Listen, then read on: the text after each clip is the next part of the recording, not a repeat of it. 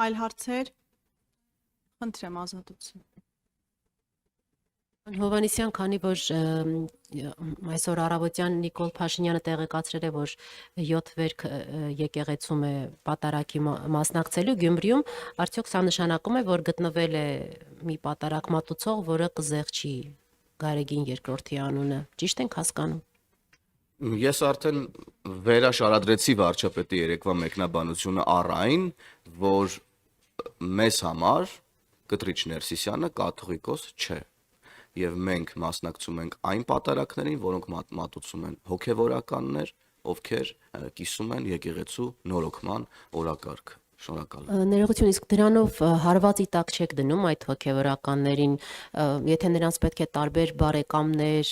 ԱԱԾ-ականներ կամ չգիտեմ հարևաններ, ծանոթներ, տարբեր պաշտոնյա ծանոթներ ամեն անգամ խնդրեն, դուք ձեր այս քայլով նկատի իշխանությունը վարչապետը հարվածի տակ չի դնում այդ հոգևորականներին, այդ քահանաներին, ովքեր գուցե նաև իրենց կամքին հակառակ են այդ բայց այսօր եկեղեցին է հարվածի տակ, քանի դեռ Կտրիչ Ներսիսյանը զբաղեցնում է կաթողիկոսի գահը։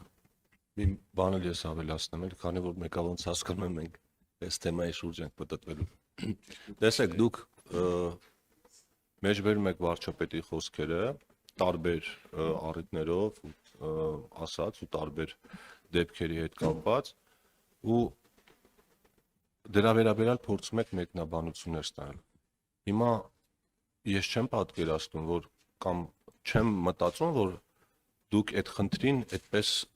որպես պարզ ու պրիմիտիվ ինչ-որ բանի եք վերաբերում, օրինակ, որ բերենք մենք քննարկումը հասնենք կաթողիկոսի անունը հնչեցնել չհնչեցնելու։ Ու եթե վարչապետի խոսքերին հղում եք անում, ես խորհուրդ կտամ նաև մեկ այլ խոսքի հղում անել, երբ որ ինքը ասաց, որ մեզ պետք է ոչ թե կաթողիկոս, որը ինձ ենթարկվի, այլ ինձ պետք է կաթողիկոս, որը որ չպիտի ենթարկվի ինչ որ այլ երկրի հատուկ ծառայությունների լեյտենանտին, թե մայորին, լեյտենանտին։ Այսինքն խնդիրը բազմաշերտ է ու դրա տակ շատ ավելի խորքային պատճառներ կան, եթե մենք բերենք այդ քննարկումը հասցնենք նրանց կաթողիկոսի անունը տալ չտալու շուրջ այս ամբողջ դեպատը, այդ նշանակում է մենք ամբողջությամբ չենք պատկերացնում, թե մենք ինչ օրակարգի ներքո ենք շարժվում առաջ։ Պարոն Թունյան, պարզապես եթե դուք պնդում եք, որ կաթողիկոսը, ամենայն հայոց կաթողիկոսը ենթարկվում է օտարերկրյա գեներալի կամ մայորի, ապա դա լուրջ մեղադրանք է եւ դրան պետք է հետևեն իրավապահ մարմինների գործողություններ եւ ոչ թե պատարակներում տեքստից զեղչում Գարեգին II անունը։ Այսինքն եթե լինեն իրավապահ մարմինների գործողություններ, քրեական գործ, հետաքննություն, գուցե հանրությունն էլ հասկանա այդտեղ կա իսկապես այդ մեղադրանքում որևէ իրականություն, թե ոչ։ Հիմա Ռուզանա ջան, նույն կերպ, եթե դուք պնդում եք, որ ես մեղադրում եմ որևէ մեկին, դա էլ է մեղադրանք, որովհետև ես նման պնդում չարեցի։ Ես ուղղակի մեջբերեցի վարչապետի խոսքը։ Իսկ եթե նման ինչ որ տեսեք, հարցը հավատալ չհավատալը չի, ձեր ասած խնդիրը դրա պրակտիկ լուծումը ոչ մեր տիրույթում է, ոչ մեկ ուրիշ դա իրավապահ համակարգի տիրույթում է, բայց նկատի ունեմ, եթե դուք ուզում եք այդ հարցին ավելի ամբողջական նայեք, պիտի մի քիչ ավելի լայն նայեք ամեն ինչ։ 24 News ձեր հարցը։ Տեղեկություններ կան, որ արտերկրում հավատարմագրված Հայաստանի Հանրապետության դեսպաններին է հանձնարարական իջեցվել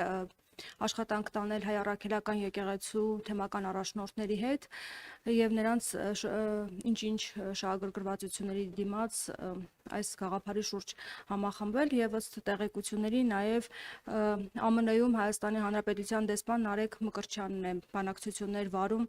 ԱՄՆ արևմտյան թեմի առաջնորդ գերաշնորհ Հովնան arczepiskopos Տերտերյանի հետ եւ նաեւ ավելի վաղ հնչեցված տեղեկություններով եւ հրապարակումներով նրան եք տեսնում կաթողիկոսի պաշտոնում։ Արդյոք արդեն իսկ ընտրել եք ձեր կաթողիկոսին եւ բանակցություններ է վարվում նաեւ դեսպանների հետ այս հարցում։ Ժողովուրդ ջան, ոնց որ թե մենք չենք ընկալում ինչ օրակարգի շուրջ ենք համախմբվել։ Նախ ես զարմանում եմ, թե ինչու եք դուք զարմանում, որ պետական ինստիտուտները շփվում են հայ առաքելական եկեղեցու կառույցների հետ։ Այսինքն ինչ։ Որտեղ է այստեղ Ոչ թե ներողություն, շփվում որտեղ է են, այլ այստեղ բանակցություններ են վարում, որ բանակցությունը ո՞րն է, ինչ բանակցություն։ Մենք կա Հայաստանի Հանրապետություն, կա Հայաստանի Հանրապետության պետական ինստիտուտներ, կա Հայ-առաքելական եկեղեցի, ինչ բանակցություն։ Հայ-առաքելական եկեղեցին զավթված է Կտրիչ Ներսիսյանի եւ նրա խմբակի կողմից, որոնք խախտել են կուսակրոնության ուխտը, կաթողիկոս է դարձել 1999 թվականի հոկտեմբերի 27-ին։ Եվ դրանից հետո եկեղեցական կարգերին համապատասխան որևէ հարաբերություն ես չեմ կարծում, որ հիմա կա եկեղեցու բարձրաստիճան դիրքերում, այլ ավելի շատ մաֆիոզ տրամաբանությամբ։ Եվ շատ նորմալ է, որ եկեղեցու նորոգման օրակարգի շուրջ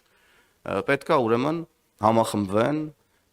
իրապես եկեղեցու կողքին եւ հայ առաքելական եկեղեցու իրական հետևորդները, եկեղեցու կողքին կանգնած եւ հայ առաքելական եկեղեցու իրական հետևորդները։ Առաջին հերթին բնականաբար հոգեվորականները, առաջին հերթին բնականաբար եպիսկոպոսները, առաջին հերթին բնականաբար թեմերի առաջնորդները աշխարհի ամենատարբեր ծայրերից։ Սա եկեղեցու նորոգման օրակարգ է եւ պետք չի զարմանալ, որ պետական ինստիտուտները շփվում են հայ առաքելական եկեղեցու հետ։ Հայաստանի պետական ինստիտուտները, սա չափազանց կարևոր շեշտադրում է։ Հայաստան դուք եք զարմանում, որ Հայաստանի պետական ինստիտուտները շփվում են հայ առաքելական եկեղեցու կառույցների հետ։ Բա որ երկրի պետական ինստիտուտները պետքա շփվեին։ Շատ նորմալ է ամեն ինչ։ Մենք առաջ ենք շարժվում եկեղեցու նորոգման օրակարգով եւ ուրեմն հոգեվոր իշխանությունը վերադառնալու է ժողովրդին։ Սա Դուք նորմալ եք համարում, որ ճնշումներ գործադրվեն հոգեվորականների ճնշումներ որևէ մեկի նկատմամբ մենք չենք բանախ, մենք այդտեղ չենք երկխոսում, ներողություն։ Բայց ես իմ հարցը չեմ ավարտել եք ձեր հարցը, ես պատասխանում եմ։ Խնդրում եմ ձեր հարցն ավարտեք։ Որևէ ճնշում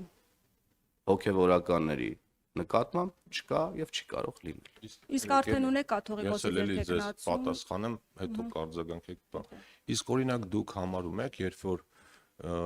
էլի նույնպես բարձրաստիճան հոգեվորականներ իրենց տեսակետը արտահայտում են առանց որևէ վիրավորանքի եւ այլն տեղի ունեցող process-ների նկատմամբ, որոնք ի տարբերություն այն մյուս խմբի, օրինակ իշխանությանը չեն թիրախավորում, այդ մարդկանց երբ որ թիրախավորում են, այդ թվում նաև ձեր գործընկերները ամենավերջին բառերով, դա ճնշում համարում եք հոգեվարականների նկատմամբ եւ եկեղեցու դեմ արշավ դա համարում եք, թե չէ։ Խնդրում ուղիղ պատասխանեք։ Ես ձեր գործընկերների համար չեմ ասում, դուք ասում դուք ձեր վերաբերմունք ասեք, դուք որպես լրագրող։ Ես չեմ թիրախավորում։ Բա մեզ ինչ եք սիպում ենք ուրիշների ասածները մեկնաբանենք, եթե տեսա։ Դուք տեղեկությունները պետք է մեկնաբանեք Մենք տեղեկությունների ու տեղեկատվական բյուրո չենք։ Մեզ հարցրեք ազգային ժողովի օրակարգից, ասում եմ, պատասխանենք։ Հարցրեք, ասեք կիբերանվտանգության մասին օրենքը մարդկանց կյանքում ինչ է փոխելու, որ վաղը մյուս օր մարդկանց տվյալների հետ ինչ-որ խնդիր լինի կամ չլինի, կամ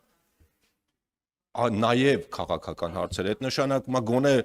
գոնե նշանակում է մի 10% պիտի իրականում մարդկանց խնդիրներին առնչվող հարցեր տակ։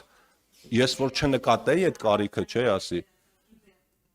Լավ։ Այսինքն եկեղեցու օրակարգը առաջնային չէ, որ այս եկեղեցու օրակարգը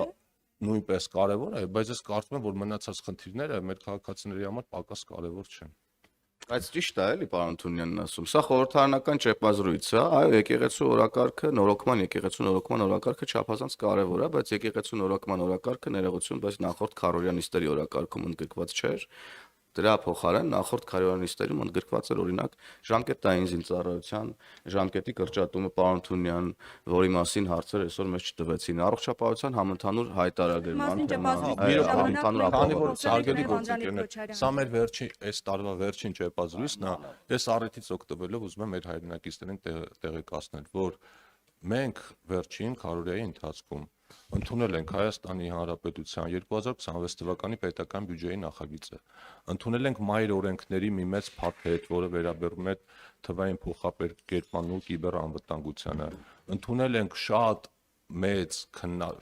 չափով քննարկող նախագիծ, որը վերաբերում է ժամկետային զինծառայության,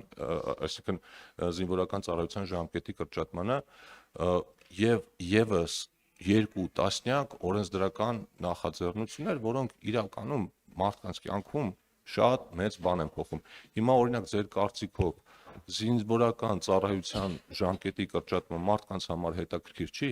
դրա հետ կապված ում վրա է տարածվելու, ում վրա չի տարածվելու, բոլորին Մենք պարզ է։ Անդրանիկ Քոչարյանի հետ երեք ծավալուն ճեպազրույց ենք ունեցել եւ ինքը Պարոն Հովհաննիսյանի հետ էլ պատասխանել է կարող է բոլոր ծավալուն մեր ճեպազրույց ունենալ ուզող առանձին, ինձ հետ էլ ունենալ։ Ես ձեզ Այնուամենայնիվ իմ հարցը Ես ձեզ չպատասխան։ չեմ- Հարգելի լրատվամիջոցներ, Արող, մեր ստիպել ժամանակը դուք սպառվեց արդեն։ Լավ որ բոլորիդ շնորհակալություն հետաքրքիր եւ բովանդակային հարցերի համար, սիրելի լրագրող։